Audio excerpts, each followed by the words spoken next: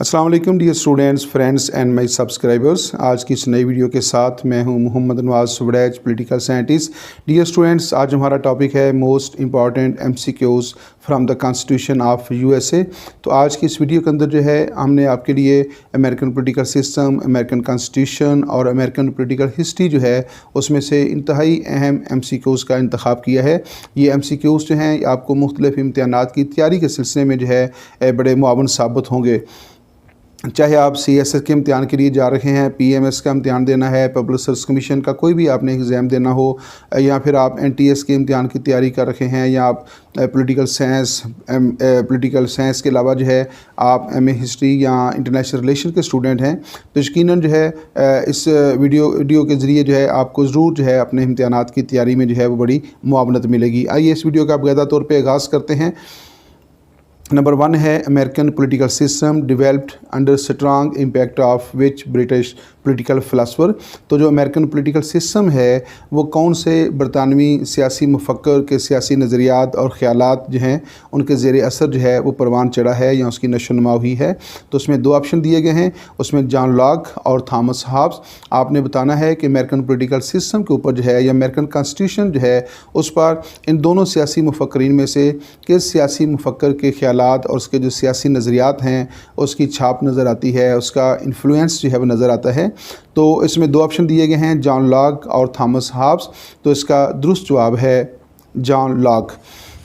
तो John Locke के जो सियासी नज़रियात हैं उन्होंने अमेरिकन कॉन्स्टिट्यूशन को या जो अमेरिकन कॉन्स्टिट्यूशन को जो लोग तश्कील कर रहे थे उनके ऊपर जो है उन्होंने गहरे असरात मुरतब किए, और अमेरिकन कॉन्स्टिट्यूशन जो है यकीनन जॉन लॉक के सियासी नज़रियात से मुतासर नज़र आता है। नंबर 2 है the day of independence of USA is celebrated on which date. America का जो यौम आज़ादी है वो कब मनाया जाता है? 4 जुलाई और 4 अगस्त। तो आपने बताना है कि अमेरिका का जो यौम आज़ादी है वो 4 जुलाई को मनाया जाता है या फिर 4 अगस्त को। तो इसका दुरुस्त जवाब है कि अमेरिका का जो यौम आज़ादी है वो 4 जुलाई को जो है वो सेलिब्रेट किया जाता है।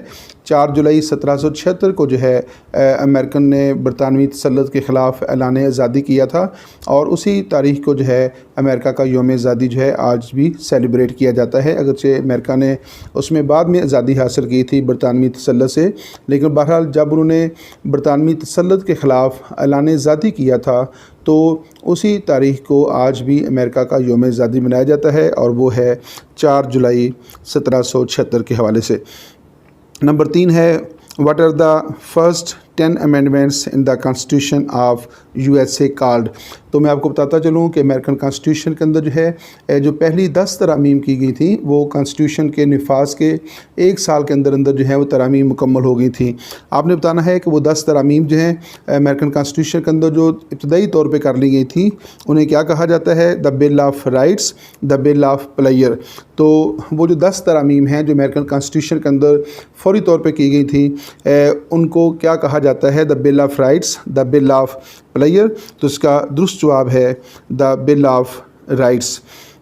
दरअसल जब अमेरिकन आइन नाफज किया गया था तो उसमें अमेरिकन शहरियों के जो बुनियादी हकूक़ हैं उनका ज़िक्र नहीं किया गया था, लेकिन जैसे ही आइन का निफाज हुआ तो आइन तश्कील करने वालों को, आइन बनाने वालों को इस गलती का बहुत जल्द एहसास हो गया था कि जो बुनियादी हकूक़ हैं उनको फ़ौरी तौर पे आइन में शामिल किया जाना चाहिए। चुनांचे आइन के निफाज के फ़ौरन बाद जो है आइन में 10 तरामीम की गई, और उन तरामीम के ज़रिए अमेरिकन शहरियों को वो तमाम बुनियादी हकूक़ जो हैं वो फराहम कर दिए गए जो किसी भी एक जमहूरी माशरे के अंदर, किसी भी महज़ब माशरे के अंदर जो है किसी भी रियासत के शहरियों को हासिल होते हैं। तो वो जो हकूक़ जो थे अमेरिकन शहरियों को दिए गए उन्हें बिल ऑफ राइट्स कहा जाता है। नेक्स्ट है नंबर 3.1 क्वेश्चन है who was appointed as the commander in chief of the joint command of the armed forces of the colonies, George Washington और अलेक्जेंडर हैमिल्टन। तो जब अमेरिकन अफवाज ने बरतानवी तसल्लुत के ख़िलाफ़ जो था ऐलान आज़ादी किया था तो बरतानवी तसल्लुत से आज़ादी हासिल करने के लिए जो उन्होंने आर्म्ड फोर्स बनाई, मुसल्लह फ़ौज जो बनाई थी, उसका कमांडर इन चीफ़ जो है वो कौन बनाया गया था? Who was appointed as the commander in chief of the joint command of the armed forces of the colonies. बरतानवी तसल्लुत के ख़िलाफ़ 13 कॉलोनीज़ जो थी उन्होंने ऐलान आज़ादी कर दिया था और उन 13 कॉलोनीज़ की एक आर्म्ड फोर्स बनाई गई थी, मुसल्लह फ़ौज जो है बनाई गई थी। तो क्वेश्चन ये है कि उस मुसल्लह फ़ौज का सरबराह कौन था। 2 ऑप्शन दिए गए हैं, उसमें फ़र्स्ट ऑप्शन है जॉर्ज वाशिंगटन और सेकंड ऑप्शन है अलेक्जेंडर हैमिल्टन। तो आपने बताना है कि दुरुस्त जवाब कौन सा है। तो डियर स्टूडेंट्स, इसका दुरुस्त जवाब है जॉर्ज वाशिंगटन। जॉर्ज वाशिंगटन जो है वो जो मुसल्लह अफ़वाज तश्कील दी गई थी, जो बरतानवी तसल्लुत के ख़िलाफ़ जो है आज़ादी हासिल करने के लिए क़ायम की गई, तो उसका जो सरबराह था, कमांडर इन चीफ़ था, वो जॉर्ज वाशिंगटन को जो है वो क़ायम किया गया था। और फिर जॉर्ज वाशिंगटन की कमांड में जो है बरतानवी कॉलोनीज़, अमेरिकन कॉलोनीज़ ने जो है वो बरतानवी तसल्लुत से आज़ादी हासिल की थी। आइए देखते हैं कि नेक्स्ट क्वेश्चन क्या है। Philadelphia convention was held in which year. Philadelphia convention जो है वो किस साल उसका कंडक्ट किया गया था, 1787 या फिर 1790। मैं आपको इसको थोड़ा सा पस मंज़र बताना चाहता हूँ कि जब अमेरिका ने बरतानवी तसल्लुत के ख़िलाफ़ आज़ादी हासिल कर ली थी, 13 कॉलोनीज़ पर मुश्तमिल जो है कन्फेडरेशन जो है क़ायम की गई थी। लेकिन बहुत जल्द जो है कानून साज और इन 13 कन्फेडरेशन के जो रियासतें जो थीं, इनको ये एहसास हुआ कि कन्फेडरेशन का जो तजर्बा है वो ज़्यादा कामयाब नहीं हुआ, उसमें बहुत सारे मसाइल हैं। चाहे उन मसाइल को डिस्कस करने के लिए और कन्फेडरेशन को कामयाब बनाने के लिए बाहमी मुशावरत के लिए जो है 1787 के अंदर जो है फ़िलाडेल्फिया के मुकाम पर एक कन्वेंशन बुलाया गया था, जिसका मकसद ये था कि उस कन्वेंशन के अंदर जो है इस बात का जायज़ा लिया जाए कि जो कन्फेडरेशन हमने क़ायम की है, जो नींव वफाक क़ायम किया है, उसको कामयाब कैसे बनाया जा सकता है। लेकिन जब वो कन्वेंशन शुरू हुआ तो उस कन्वेंशन के अंदर जो है बात जो थी, उसका रुख जो था थोड़ा सा तब्दील हो गया और ये तय किया गया कि क्यों ना हम कन्फेडरेशन को ख़त्म करके एक फेडरेशन क़ायम कर लें, यानी नींव वफाक को ख़त्म करके वफाक क़ायम कर लें। तो सवाल ये है, Philadelphia convention was held in which year, तो ये किस साल मुनक़्क़द हुआ था। तो इसमें फ़र्स्ट ऑप्शन इस्तेमाल होगा 1787 को जो है फ़िलाडेल्फिया के मुकाम पे ऊपर जो है ये कन्वेंशन मुनक़्क़द हुआ था, जिसमें 13 रियासतों के 55 मेंबर जो थे, 13 रियासतों के 55 नुमाइंदे जो थे, उन्होंने शिरकत की थी। नंबर 5 है, how many representatives participated in Philadelphia convention in 1787। 55 representatives and 155 representatives। तो 1787 के अंदर जो है फ़िलाडेल्फिया के अंदर जो है जो कन्वेंशन बुलाया गया था, जिसका मकसद ये था कि नींव वफाक को यानी कन्फेडरेशन को जिन मसाइल का सामना है, उन मसाइल को किस तरह हल किया जा सकता है और कन्फेडरेशन को कैसे कामयाब बनाया जा सकता है। तो उसमें 13 रियासतों के कितने नुमाइंदों ने शिरकत की थी, तो उसका दुरुस्त जवाब है 13 रियासतों के 55 नुमाइंदे जो हैं, 55 मेंबर जो थे, उन्होंने उसके अंदर पार्टिसिपेट किया था। और फिर नेक्स्ट जो है इसमें ये तय पाया कि हम नींव वफाक की बजाय क्यों ना वफाक जो है वो क़ायम कर लें। नंबर 6 क्वेश्चन है, the house of representatives was elected in 1789 1799। तो जब 1789 के अंदर जो है 1789 को जो है यूनाइटेड स्टेट्स ऑफ अमेरिका के नाम से एक नई रियासत का क़याम अमल में लाया गया। तो सवाल ये है कि उसमें हाउस ऑफ रिप्रेजेंटेटिव्स है, जो अमेरिकन कांग्रेस है, उसका जो लोअर हाउस है, उसका क़याम कब अमल में लाया गया था। उसमें 2 ऑप्शन दिए गए हैं, 1789 और 1799। तो उसमें दुरुस्त ऑप्शन है 1789। लेकिन इसमें मैं एक अजाफी बात बताना चाहता हूँ, वो ये है कि आगाज़ में जो है जब अमेरिकन कांग्रेस का क़याम अमल में लाया गया 1789 को, तो जो हाउस ऑफ रिप्रेजेंटेटिव्स था, जो अमेरिकन कांग्रेस का लोअर हाउस है, उसके अरकान की जो कुल तादाद थी वो 65 थी। 65 क्या है, हाउस ऑफ रिप्रेजेंटेटिव्स जो है उसके अरकान की ये इब्तदाई तादाद थी। लेकिन आजकल जो है अमेरिकन कांग्रेस का जो लोअर हाउस है, जो हाउस ऑफ रिप्रेजेंटेटिव्स कहलाता है, उसके अरकान की तादाद जो है वो 435 है। तो ये आपने याद रखना है। आगाज़ में इसके अरकान की तादाद 65 थी, जो आज बढ़कर जो है 435 तक जो है पहुँच चुकी है। नेक्स्ट है the new constitution of USA was enforced on. America का जो नया आइन था वो कब जो है उसको नाफज किया गया था। तो there are two options about this, 4 March 1789 and 4 July 1789। तो अमेरिका का जो मौजूदा आइन है जो इस वक्त अमेरिका में राज है, इसका निफाज कब अमल में लाया गया था। तो उसमें 2 ऑप्शन दिए गए हैं, 4 मार्च 1789 को और 4 जुलाई 1789 को। तो इसमें दुरुस्त ऑप्शन जो है वो है 4 मार्च 1789। तो अमेरिका का जो मौजूदा आइन है वो 4 मार्च 1789 को जो है नाफज किया गया था। तो इससे आप अंदाज़ा लगा सकते हैं कि अमेरिकन आइन को नाफज हुए कमोबेश 230 साल का अरसा जो है वो होने को है।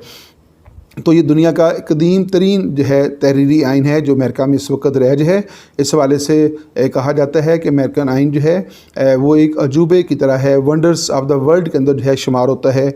और ये 230 साल से जो है अमेरिका की जो सियासी, इंतज़ामी और जो दीगर ज़रूरियात हैं उनको बड़े अहसन तरीके से पूरी कर रखा है। नंबर 8 है the first president of USA George Washington took oath of office on. America के जो पहले प्रेसिडेंट थे जो जॉर्ज वाशिंगटन थे, और इसी की क़यादत में जो है अमेरिकन जो कॉलोनीज़ थी उन्होंने बरतानवी तसल्लुत से आज़ादी हासिल की थी। क्वेश्चन आपका ये है, the first president of USA George Washington took oath of office on 30 April 1789, 4 March 1789। तो अमेरिका के जो फर्स्ट प्रेसिडेंट थे जो जॉर्ज वाशिंगटन थे, उसने अपने ओहदे का हल्फ कब उठाया। तो उसने हल्फ जो है वो 30 अप्रैल 1789 को जो है अपने ओहदे का हल्फ उठाया था। और जो नीचे डेट लिखी हुई है 4 मार्च 1789, तो उस रोज़ जो है अमेरिका का नया आइन जो है वो नाफज किया गया था। तो फिर 30 अप्रैल 1789 को जो है अमेरिका के पहले प्रेसिडेंट जॉर्ज वाशिंगटन ने जो है वो अपने ओहदे का हल्फ उठाया था। नेक्स्ट क्वेश्चन है number 9, the constitution of USA consisted of how many articles. America का जो आइन है वो कितने आर्टिकल्स पर मुश्तमिल है। The constitution of USA consisted of how many articles, 1 preamble and 7 articles, 1 preamble and 100 articles. तो इसमें 2 ऑप्शन दिए गए हैं। इसमें दुरुस्त ऑप्शन जो है वो है अमेरिकन कॉन्स्टिट्यूशन जो है वो 1 प्रीएम्बल एंड 7 आर्टिकल्स पर मुश्तमिल है। इस एतबार से ये दुनिया का इंतहाई मुख्तसर आइन है, शार्टिस्ट कॉन्स्टिट्यूशन ऑफ द वर्ल्ड शुमार होता है कि ये सिर्फ 7 आर्टिकल पर मुश्तमिल है। अमेरिका इस वक्त 50 इकाइयों का वफाक है, दुनिया का सबसे बड़ा वफाक है, लेकिन उसका जो कॉन्स्टिट्यूशन है वो सिर्फ और सिर्फ 7 आर्टिकल्स पर मुश्तमिल है। इसके मुकाबले में अगर पाकिस्तान को देखें तो उसका आइन जो है वो 280 दफ़ात पर मुश्तमिल है, और अगर इंडियन कॉन्स्टिट्यूशन को देखें तो 395 दफ़ात पर मुश्तमिल है। तो आप अंदाज़ा लगा सकते हैं कि अमेरिकन आइन कितना मुख्तसर है और इसके मुकाबले में जो दीगर ममालिक हैं उनके दसातीर कितने तफसीली हैं। और इससे भी ज़बरदस्त बात यह है कि इंतहाई मुख्तसर आइन होने के बावजूद अमेरिकन आइन के अंदर अब तक सिर्फ 27 तरामीम 27 अमेंडमेंट्स हैं वो हो चुकी हैं। नेक्स्ट क्वेश्चन है number 10, according to the constitution of USA sovereignty belongs to Congress and people. तो आपने बताना है कि अमेरिकन कॉन्स्टिट्यूशन के मुताबिक जो सॉवरेनिटी है वो बिलोंग टू कांग्रेस और बिलोंग टू पीपल। तो अमेरिकन आइन के मुताबिक जो है जो सॉवरेनिटी है वो अवाम के पास है या फिर वो अमेरिकन कांग्रेस के पास है। तो इसका दुरुस्त जवाब है the people of the USA. American आइन के मुताबिक सॉवरेनिटी जो है that belongs to the people of USA, लेकिन ये बात भी याद रखिएगा कि बरतानवी आइन के मुताबिक जो है जो सॉवरेनिटी है that belongs to America British parliament. तो वहाँ पे वो पार्लियामेंट के पास है, लेकिन अमेरिकन कॉन्स्टिट्यूशन के मुताबिक जो है जो सॉवरेनिटी है डेट बिलोंग्स टू पीपल। इस हवाले से अगर हम ये कंपैरिजन करें तो कौन सा कॉन्स्टिट्यूशन जो है वो ज़्यादा डेमोक्रेटिक है, तो किसी भी इंस्टीट्यूशन का अगर हमने ये जायज़ा लेना हो कि वो किस हद तक डेमोक्रेटिक है तो उसमें ये देखा जाता है कि उसका आवाम के साथ बरह रास्त कितना तल्लुक़ है। यकीनन अमेरिकन कॉन्स्टिट्यूशन जो है वो ज़्यादा डेमोक्रेटिक है क्योंकि अमेरिका के अंदर जो सॉवरेनिटी है, जो इक़्तिदार आला है, उसको आवाम के सुपुर्द किया गया है, जबकि बरतानिया के अंदर जो है सॉवरेनिटी बरतानवी पार्लियामेंट के पास है। तो इस हवाले से अमेरिकन कॉन्स्टिट्यूशन जो है वो ज़्यादा डेमोक्रेटिक है। नंबर 11 है, according to the division of powers USA has which form of government? Unitary form of government or federal form of government? There are two form of government according to the division of powers. The first one is called unitary form of government and the second one is called federal form of government. तो आपने बताना है कि तकसीम अख्तियारात के अतबार से according to the division of powers America के अंदर कौन सा कॉन्स्टिट्यूशन है। मैं आपको बताना चाहता हूँ मुख्तसर तौर पे कि ऐसा निज़ाम जिसमें हुकूमत करने के तमाम अख्तियारात जो हैं वो सेंट्रल गवर्नमेंट के पास होते हैं, उसको यूनिटरी फॉर्म ऑफ गवर्नमेंट कहते हैं। और ऐसा निज़ाम हुकूमत जिसमें हुकूमत करने के अख्तियारात को एक सेंट्रल गवर्नमेंट और चंद जो फेडरेटिंग यूनिट्स होते हैं उनके दरमियान तकसीम कर दिया जाता है, ऐसे निज़ाम हुकूमत को फेडरल फॉर्म ऑफ गवर्नमेंट कहते हैं। तो according to the division of powers USA has which form of government? The answer is federal form of government. According to the division of powers America has federal form of government. तो America में वफाकी निज़ाम हुकूमत है और अमरीकी वफाक इस वक्त दुनिया का सबसे बड़ा वफाक है जो कि 50 इकाइयों पर मुश्तमिल है। नंबर 12 है, the Congress of USA consist of how many chambers? American Congress जो है, जो अमेरिका की लेजिस्लेचर है, आपने बताना है consist of how many chambers. तो अमेरिकन कांग्रेस कितने चैम्बर्स पर जो है वो मुश्तमिल है? तो अमेरिकन कांग्रेस जो है उसका एक चैम्बर है या उसके 2 चैम्बर हैं। तो आपने बताना है कि अमेरिकन कांग्रेस जो है वो यकवानी है या 2 ईवानी है, यूनिकैमरल है या फिर बाई कैमरल है। The correct answer is 2 chambers. The lower chamber of American congress is House of Representatives and the upper chamber of the American Congress is Senate। तो अमेरिकन कांग्रेस के 2 चैम्बर्स हैं, एक लोअर चैम्बर है जो कि house of representatives है और दूसरा सेनेट है जो कि अपर चैम्बर जो है वो अमेरिकन कांग्रेस का कहलाता है। इस एतबार से अमेरिकन कांग्रेस जो है वो बाई कैमरल लेजिस्लेचर जो है वो कहलाती है। 12 क्वेश्चन है, what is the name of lower chamber of American Congress? यहाँ पे एक जोक हो गया है, लतीफ़ा हो गया है, बड़ा दिलचस्प है, आपकी नज़र यकीनन इसके ऊपर पड़ी होगी। मैं आपको बताता चाहता हूँ, ये लवर लिखा हुआ है तो ये इत्तफ़ाक़न जो है वो हो गया, ठीक है। तो आपने देख लिया कि ये इत्तफ़ाक़न ऐसा हुआ है। चलें, ये एक जोक हो गया है, दिलचस्प सी बात हो गई है, आप इसको इंजॉय कीजिएगा। व्हाट बेसिकली है लोड, LOWER। तो चलें हम इसको लवर भी कह लें तो कोई हर्ज नहीं है। What is the name of lower chamber of American Congress? अमेरिकी कांग्रेस का जो लोअर चैम्बर है वो कौन सा है? House of representatives, house of Commons. तो जवाब है हाउस ऑफ रिप्रेजेंटेटिव्स।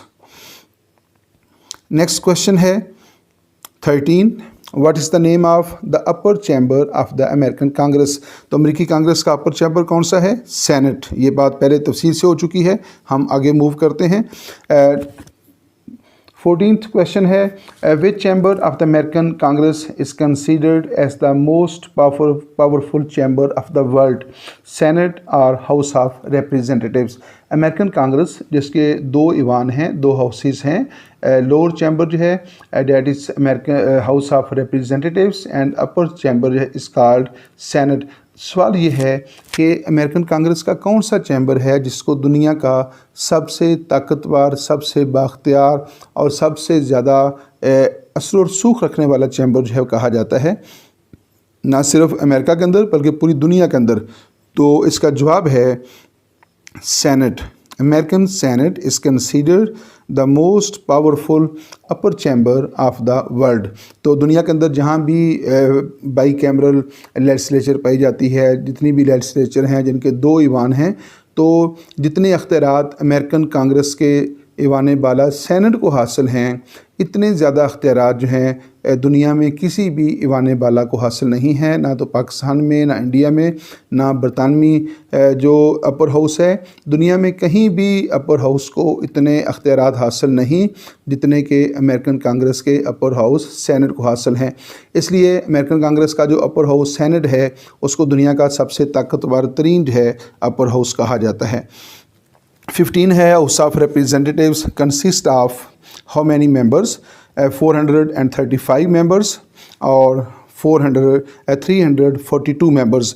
तो अमेरिकन कांग्रेस का जो लोअर हाउस है, जो हाउस ऑफ रिप्रेजेंटेटिव्स है, आपने बताना है कि उसके अरकान की तादाद कितनी है। The correct answer is 435 members.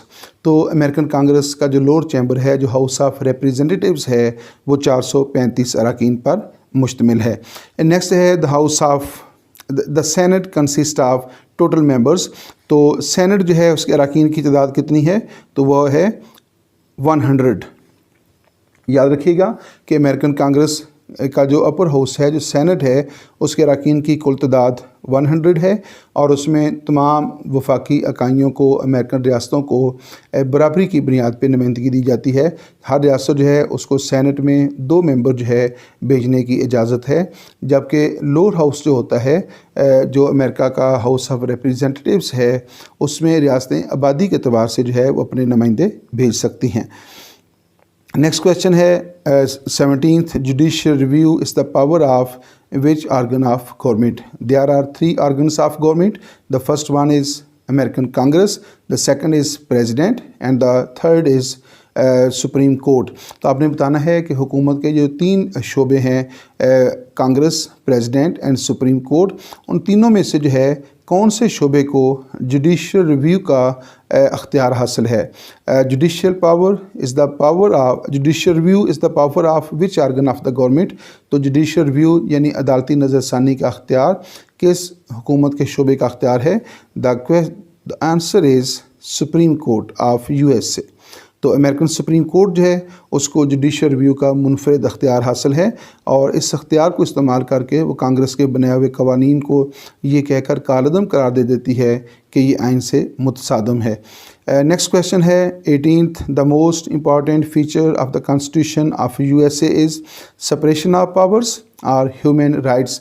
American आइन का सबसे अहम जो फीचर है, सबसे अहम जो खसूसियत उसकी है, वो कौन सी है? सेपरेशन ऑफ पावर्स है या ह्यूमन राइट्स है? The answer is separation of powers.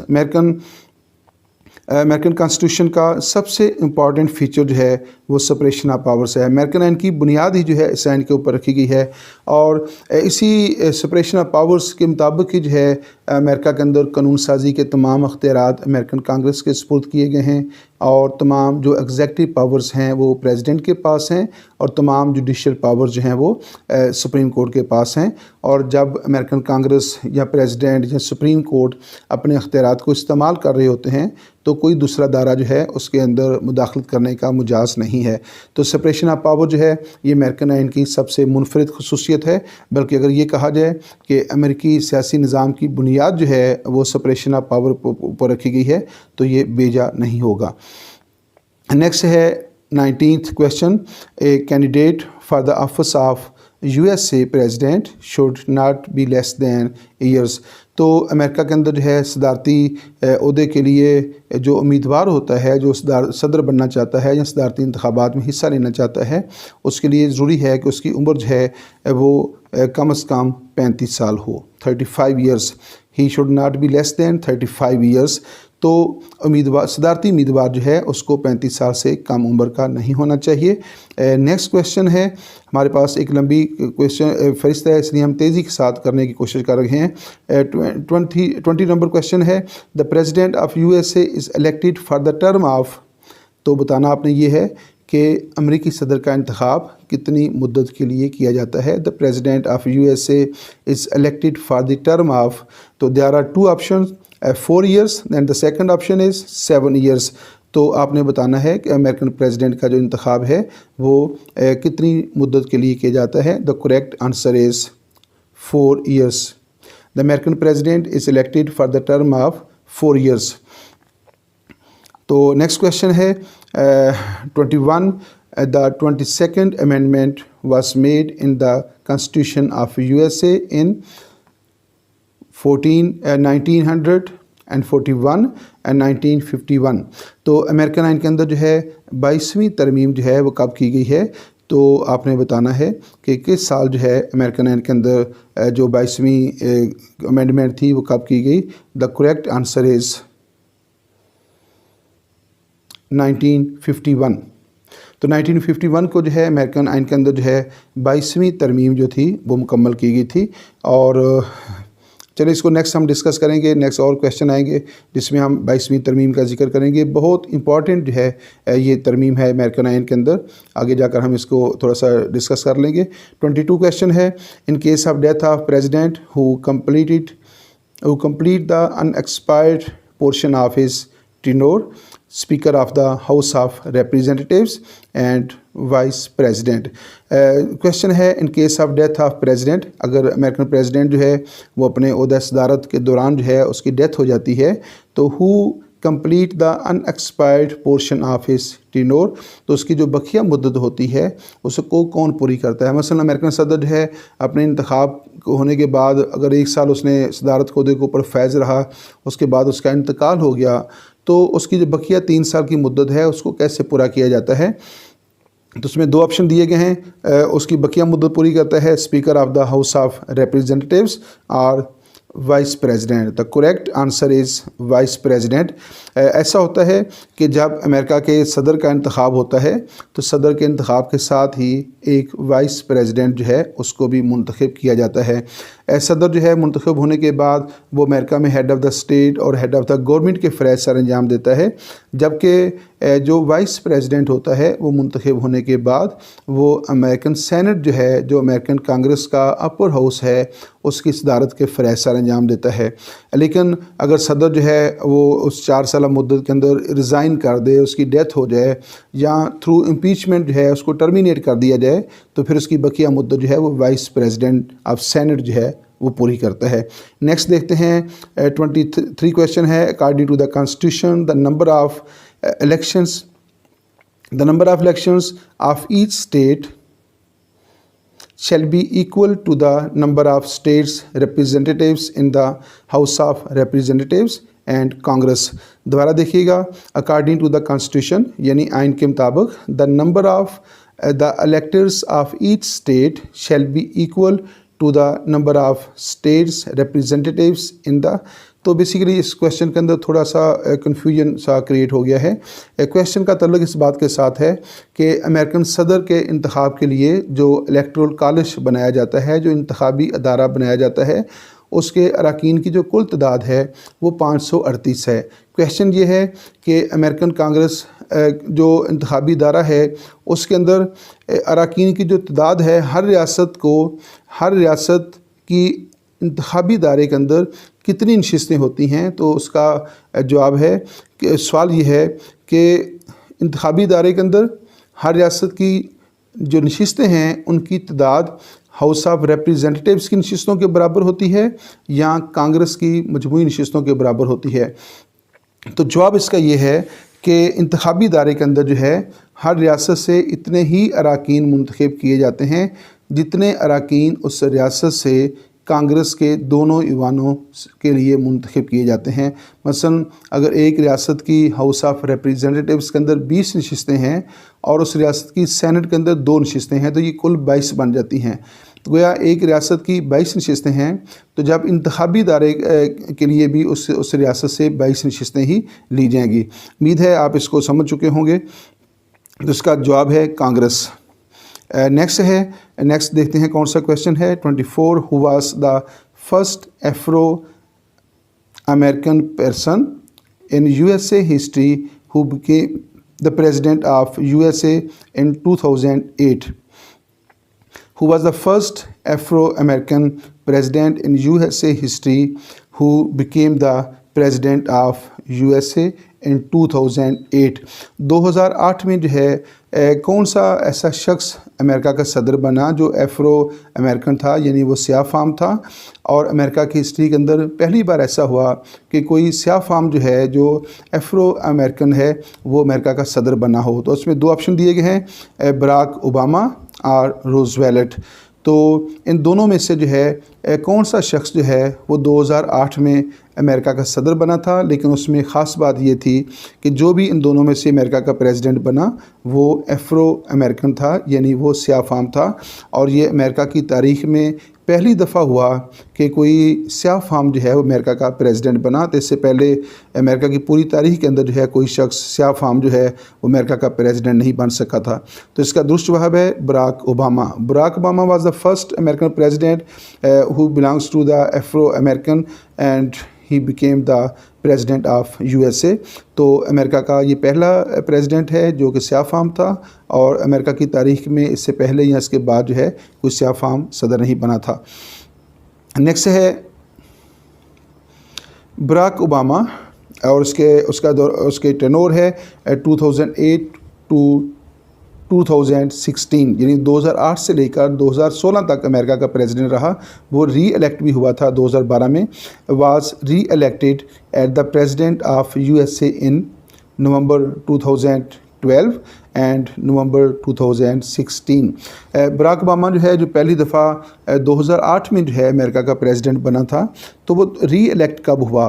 तो इसका जवाब है 2012। तो अमेरिकन सदर का इंतखाब चूँकि 4 साल के लिए किया जाता है, तो 2008 में मुंतखब हुआ था, 2012 में उसकी टर्म पूरी होगी, तो अमेरिकन दूसरी बार भी इलेक्शन में हिस्सा ले सकता था, तो दूसरी बार भी मुंतखब हो गया और उसकी दूसरी टर्म जो है वो 2016 में पूरी हुई थी। And he remained president of USA for 8 years. Next है who became the president of USA after the death of USA president Roosevelt. Roosevelt जो है ये अमेरिका के एक बड़े तारीख साज प्रेसिडेंट रहे हैं। जब उनका इंतकाल हुआ तो उनकी जगह पे ऊपर जो है कौन सा शख्स जो है वो अमेरिका का प्रेसिडेंट बना था? तो मैंने आपसे पहले कहा, जब भी कोई अमेरिकन सदर जो है वो अपने ओहदा सदारत के दौरान उसकी डेथ हो जाती है, या वो थ्रू इम्पीचमेंट उसकी टर्मिनेशन हो जाती है, या वो ख़ुद जो है वो किसी वजह से रिज़ाइन कर देता है, या कोई भी उसके अंदर डिसएबिलिटी पैदा हो जाती है जिसकी वजह से वो फ़रज़ अदा नहीं कर पाता, तो फिर क्या होता है?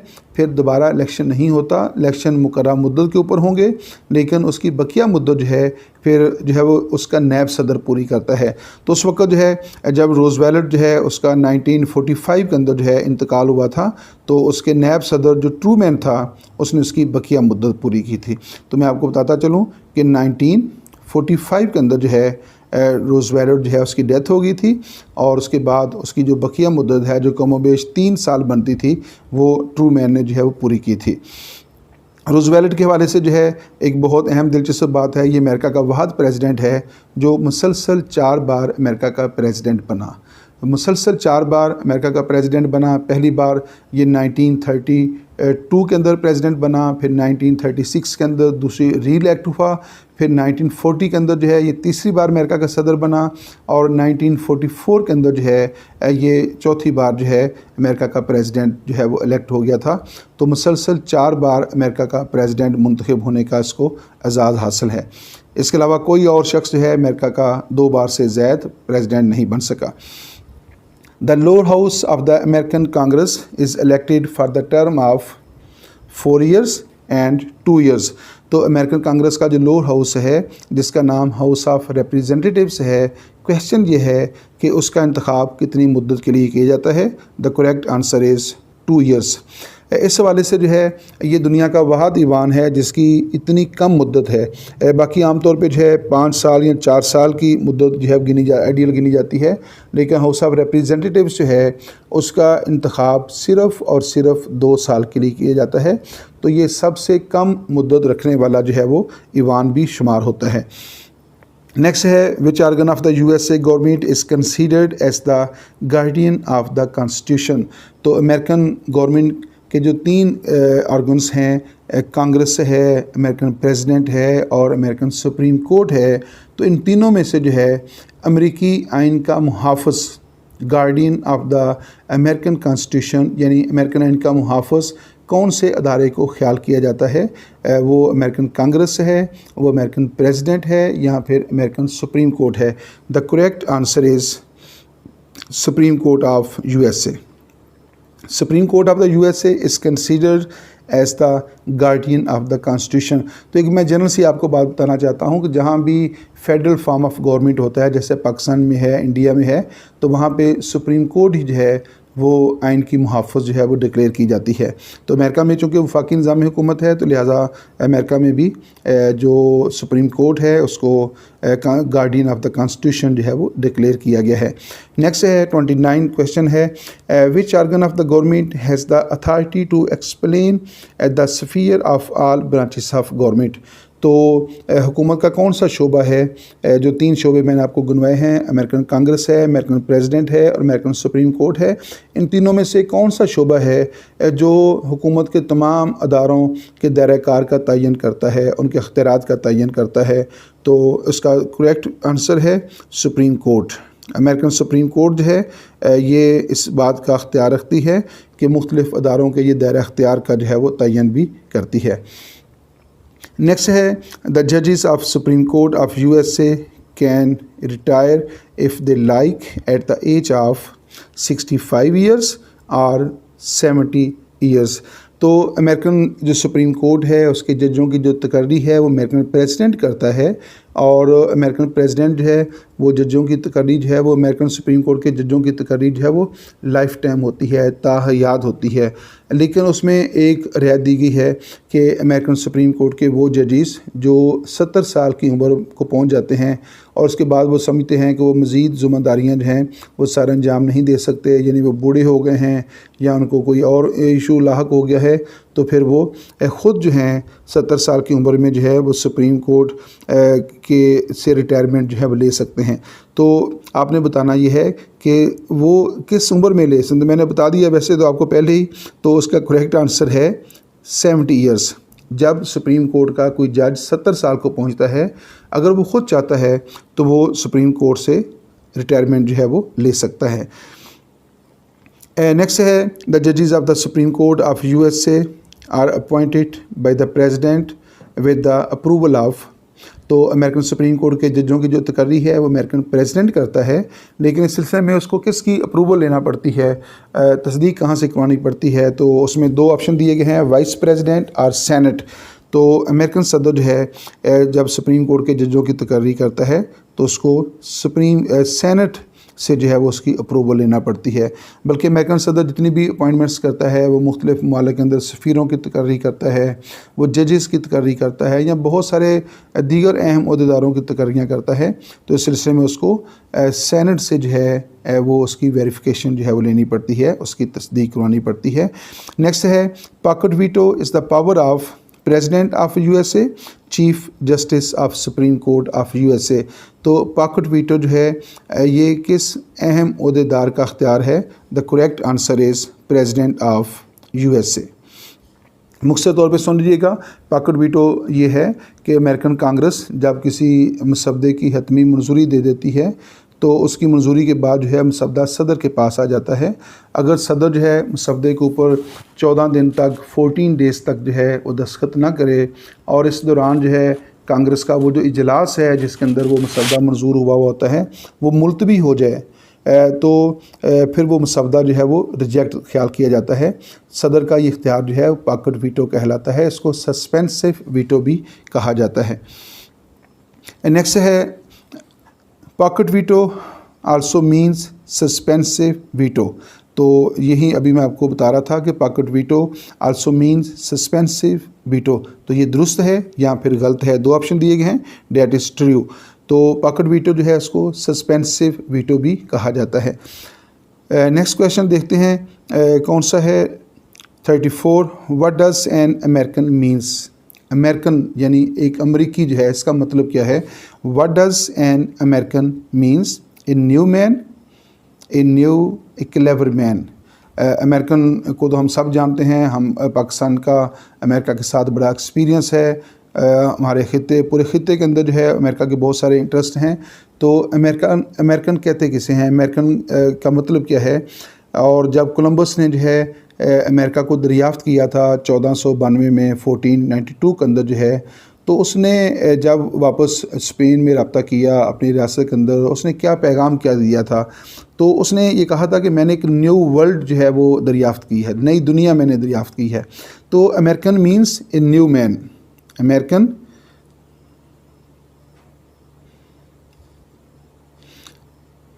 तो American means a new man, America का मतलब है एक नया आदमी। तो ये जो है इस वाले से एक दिलचस्प है कि अमेरिका यानी इसको आप लुगत के अंदर का मायना देखेंगे तो American means a new man. Next है 35 क्वेश्चन है, the constitution of the USA says that all executive powers shall be vested in a, अगर स्पेस है of United States of America, option दिए गए हैं, उसमें 2 ऑप्शन दिए गए हैं, प्रेसिडेंट एंड वाइस प्रेसिडेंट। तो तमाम एग्जेक्टिव पावर जो हैं वो किसके सपुर्द की गई हैं? अमेरिकन कॉन्स्टिट्यूशन कहता है all executive powers shall be vested in a president of United States of America. तमाम इंतज़ामी अख्तियारात जो हैं वो अमेरिकन सदर के पास हैं, और तमाम कानून साजी के जो अख्तियारात हैं वो अमेरिकन कांग्रेस के पास हैं, और तमाम इंसाफ करने के जो अख्तियारात हैं वो अमेरिकन सुप्रीम कोर्ट के पास हैं, और यही चीज़ है वो सेपरेशन ऑफ पावर्स भी कहलाती है। नेक्स्ट है यहाँ पे एक हल्का सा ब्रेक ले लेते हैं। मोहम्मद नवाज वुडेज पोलिटिकल साइंटिस्ट, ये वीडियो जो है आपके लिए खसूसी तौर पर तैयार की गई है, ख़ास तौर पर उन स्टूडेंट्स के लिए जो पोलिटिकल साइंस के स्टूडेंट्स हैं, जो हिस्ट्री के स्टूडेंट्स हैं, इंटरनेशनल रिलेशन के स्टूडेंट्स हैं, या फिर मुख्तलिफ मुकाबले के जो इम्तिहानात वो दे रहे होते हैं उनके लिए तैयार की गई है, ताकि उनको अपने अपने इम्तिहानात की तैयारी के सिलसिले में थोड़ी सी आसानी जो है वो पैदा हो सके। नेक्स्ट देखते हैं, how many articles are there in the constitution of USA? Only 10 articles और ओनली 7 आर्टिकल्स। आई थिंक ये क्वेश्चन रिपीट हो रहा है, इससे पहले भी ये क्वेश्चन आया है। तो अमेरिकन एंड के अंदर जो है वो सिर्फ 7 आर्टिकल जो हैं वो मौजूद हैं। नेक्स्ट है, who is considered as the father of the constitution of USA? American constitution का जो बाप है, father of the constitution of USA किसे कहा जाता है? जॉर्ज वाशिंगटन को या जेम्स मेडिसन को? The correct answer is James Madison. George Washington is the father of America या अमेरिकन नेशन। जॉर्ज वाशिंगटन को अमेरिकी कौम का बाप कहा जाता है, और जेम्स मेडिसन जो है उसको father of the constitution of USA कहा जाता है। नेक्स्ट है, who was the second president of USA? George Washington और जॉन एडम्स। तो correct answer is John Adams. John Adams was the second president of USA and George Washington was the first president of USA. George Washington जो है ये 2 बार America का president बना था, और इसने तीसरी बार जो है सदारती इंतखाब में हिस्सा लेने से ख़ुद ही इनकार कर दिया था। तब से ये रवायत कायम हो गई थी कि कोई शख्स जो है वो 2 बार से ज़्यादा अमेरिका का सदर नहीं बन सकता। इसके बाद फिर रवायत कायम होगी, जो भी शख्स अमेरिका का सदर बनता वो दूसरी बार मुंतखब होता, और तीसरी बार वो ख़ुद ही जो है वो इंतखाबात में हिस्सा लेने से इनकार कर देता, क्योंकि जॉर्ज वाशिंगटन जो है who is the father of American, तो उसने ये कहा था। अब उसके एहतराम में जो है लोग तीसरी बार इंतखाबात में हिस्सा नहीं लेते थे। फिर क्या हुआ कि 1932 में रूज़वेल्ट जो था वो अमेरिका का प्रेसिडेंट बना, 1936 में वो दोबारा री इलेक्ट हुआ, और 1940 में जब उसकी दूसरी मुद्दत पूरी हुई तो उस वक़्त अमेरिका जो है वो सेकंड वर्ल्ड वार के अंदर जो है वो शामिल हो चुका था, और उसको काफ़ी हद तक कामयाबियाँ मिल रही थी, और उसमें रूज़वेल्ट की जो पॉलिसियाँ थी वो अहम किरदार अदा कर रही थी।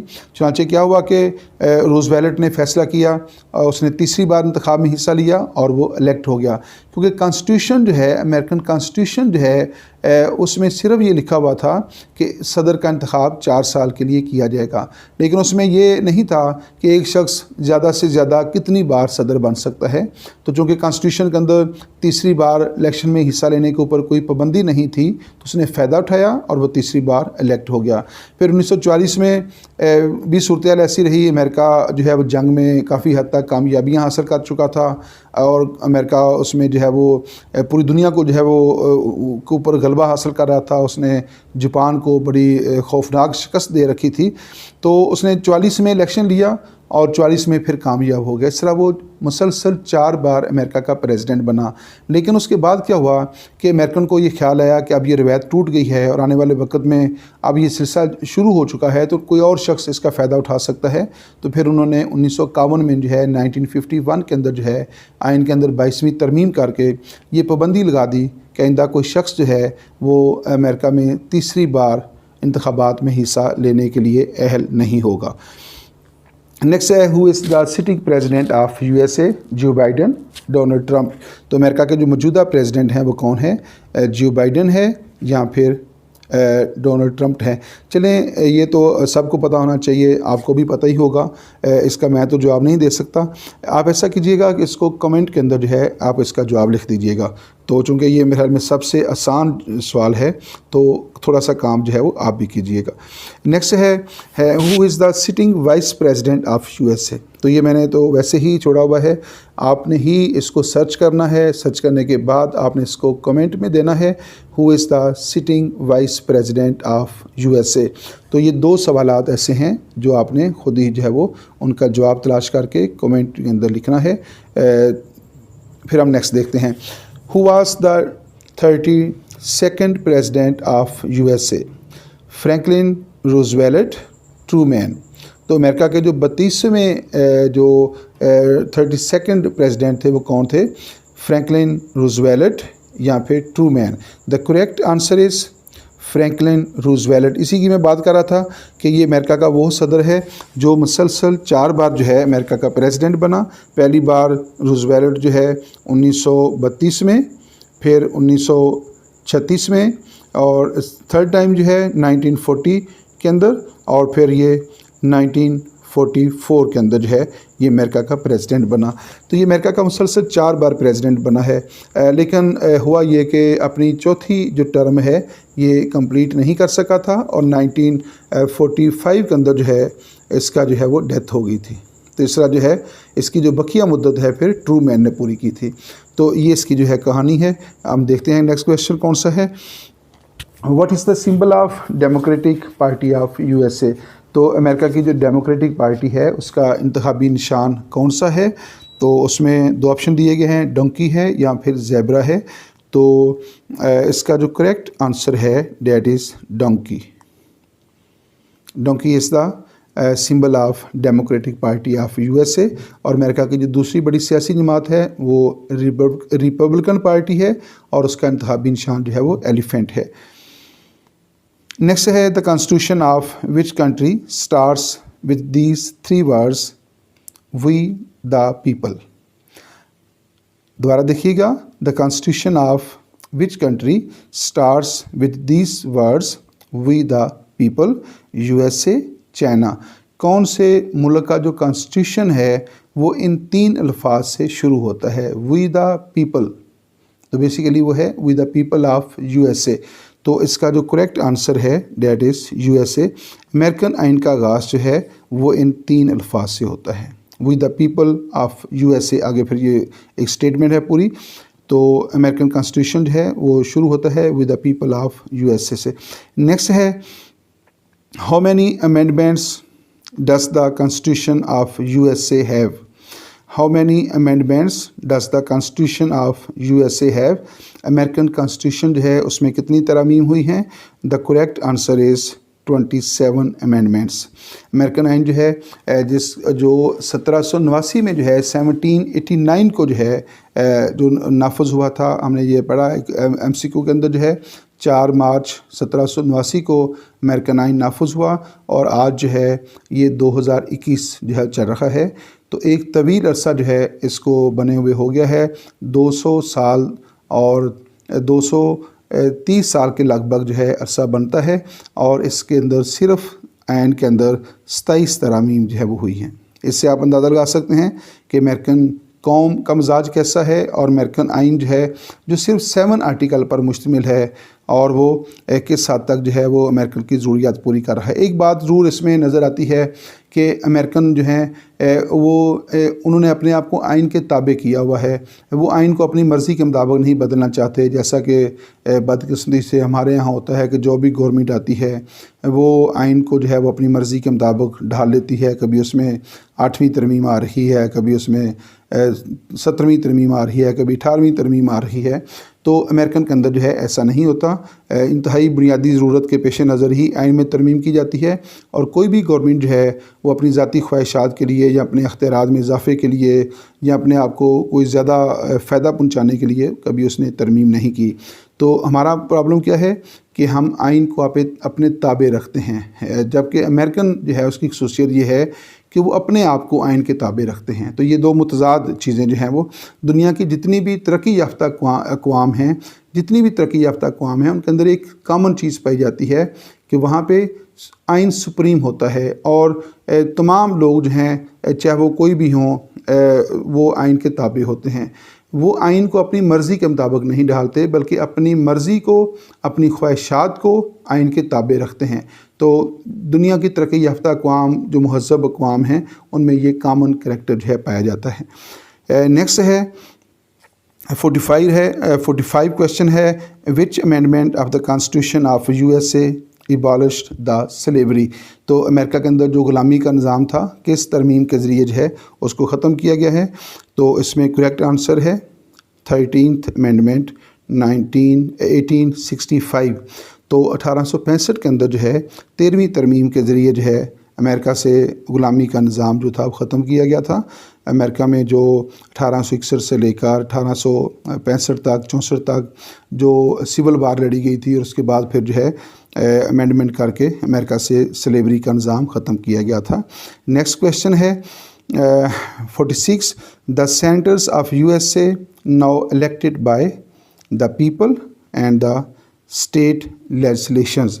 तो अमेरिकन सेनेट जो हैं उसके अरकान का इंतखाब किया जाता है through the people of USA या फिर स्टेट लेजिस्लेचर्स के ज़रिए। तो आगाज़ में जो है अमेरिकन सेनेट के जो अरकान होते थे उनको रियासती असम्बलियों के अरकान मुंतखब करते थे, लेकिन उसमें बहुत सारी कबाहतें थीं, बहुत सारे मसाइल थे। चुनांचे अमेरिकन ने क्या किया कि सेनेटर्स का इंतखाब जो है वो बराह रास्त तरीक़ा इंतखाब के ज़रिए डिसाइड किया। अब अमेरिकन सेनेटर्स का इंतखाब अवाम बराह रास्त अपने वोटों से करते हैं। तो पहले क्या था, रियासती असम्बलियों के अरकान करते थे, जिस तरह पाकिस्तान में और इंडिया में रियासती असम्बलियों के अरकान सेनेटर्स का इंतखाब करते हैं, अपर हाउस का इंतखाब करते हैं। इस तरह अमेरिका में भी था, लेकिन अमेरिकन को कुछ मसाइल का सामना करना पड़ा तो उन्होंने क्या किया, इसको डायरेक्ट कर दिया। पाकिस्तान के अंदर भी जो है हमारा जो सेनेट है उसका जो इंतखाब है वो बेशुमार कबाहतों से, ख़राबियों से भरा पड़ा है। जब भी इलेक्शन होता है करप्शन और बदनवानी और पैसे का बेजा इस्तेमाल होता है, जिससे पूरा सियासी कल्चर जो है वो मुतासर होता है। उसका एक हल ये है कि इस इलेक्शन को जो है वो इनडायरेक्ट की बजाय डायरेक्ट कर दिया जाए, तो फिर बड़ी हद तक जो है इन कबाहतों पे काबू पाया जा सकता है। नेक्स्ट है 47, the constitutional convention met in Boston Philadelphia. ये बहुत इब्तिदा में हमने चीज़ें की थी, उससे रेलिवेंट क्वेश्चन आखिर में आ गया है। जो दस्तूरी कन्वेंशन था जिसके अंदर अमेरिकन का आइन जो है वो तश्कील दिया गया था, वो कन्वेंशन कहाँ पे हुआ था, बोस्टन के अंदर हुआ था या फिलाडेल्फिया के अंदर हुआ था। The correct answer is Philadelphia. और नेक्स्ट क्वेश्चन है 48, the president of the senate of USA is chief justice और वाइस प्रेसिडेंट। अमेरिकन सेनेट का जो सदर है या अमेरिकन सेनेट का जो सरबराह है वो कौन होता है? The correct answer is vice president of USA। मैंने पहले आपको बताया कि जब अमेरिका के सदर का इंतखाब होता है तो उसके साथ ही एक नैब सदर का इंतखाब भी अमल में लाया जाता है। अमेरिकन सदर मुंतखब होने के बाद वो हेड ऑफ़ द स्टेट और हेड ऑफ़ द गवर्नमेंट के फ़रज़ सर अंजाम देता है, जबकि जो वाइस प्रेसिडेंट होता है वो अपने मुंतखब होने के बाद वो हेड ऑफ़ द सेनेट के फ़रज़ सर अंजाम देता है, उस सेनेट की सरबराही के फ़रज़ सर अंजाम देता है। और अगर सदर जो है वो 4 साल की टेन्योर के अंदर उसका इंतकाल हो जाता है या उसकी टर्मिनेशन हो जाती है या वो रिज़ाइन दे देता है या कोई और उसके अंदर डिसेबिलिटी पैदा हो जाती है और उस डिसेबिलिटी की वजह से जो है वो अपने फ़रज़ सर अंजाम देने से जो है वो इस काबिल नहीं रहता, तो फिर जो नैब सदर है जो सेनेट का सरबराह भी है वो सदारत के फ़रज़ जो है वो सर अंजाम देने लगता है। नेक्स्ट है 49, the executive office of the president of USA is called blue palace और वाइट हाउस। अमेरिकन सदर का जो एग्जीक्यूटिव ऑफिस है वो क्या कहलाता है? वो कहलाता है वाइट हाउस। तो अमेरिकन सदर की जो सरकारी दफ्तर है या सरकारी उसकी जो रिहाइश है that is called White House. और लास्ट क्वेश्चन है the book the American constitution was written by, तो उसमें 2 ऑप्शन दिए गए हैं, लॉर्ड ब्राइस, बराक ओबामा। किताब का नाम है the American constitution. The American constitution was written by, तो उसमें 2 ऑप्शन दिए गए हैं। उसमें first option is Lord Bryce and the second option is Barack Obama. ये क्वेश्चन जो है ये आपने ख़ुद अटेम्प्ट करना है और इसको आपने कमेंट के अंदर जवाब देना है। ये लास्ट क्वेश्चन है, ये आपके लिए एक रिसर्च क्वेश्चन है। आप इसको रिसर्च कीजिएगा और सर्च करने के बाद जो है आप इसको कमेंट के अंदर जवाब दीजिएगा। फिर हम कमेंट के अंदर हम आपको बताएंगे कि इसका दुरुस्त जवाब क्या है। 3 सवालात जो हैं आपने ख़ुद अटेम्प्ट करने हैं। Who is the sitting president of USA, and the second question is who is the sitting vice president of USA, and the third and the last question which you have to attempt is what is the name of the author of the book The American Constitution। तो American constitution के नाम से जो किताब है ये किसकी लिखी हुई है? उसमें 2 ऑप्शन तो यहाँ दिए हुए हैं, लॉर्ड ब्राइस है और बराक ओबामा है। तो कौन सा ऑप्शन दुरुस्त है? इसका जवाब आपने ख़ुद सर्च करना है और सर्च करने के बाद जो है आपने कमेंट बॉक्स के अंदर जो है वो इसको रिप्लाई करना है। यहाँ पे इस वीडियो का जो है वो इख्तिताम होता है। इजाज़त दीजिए, अल्लाह हाफ़िज़।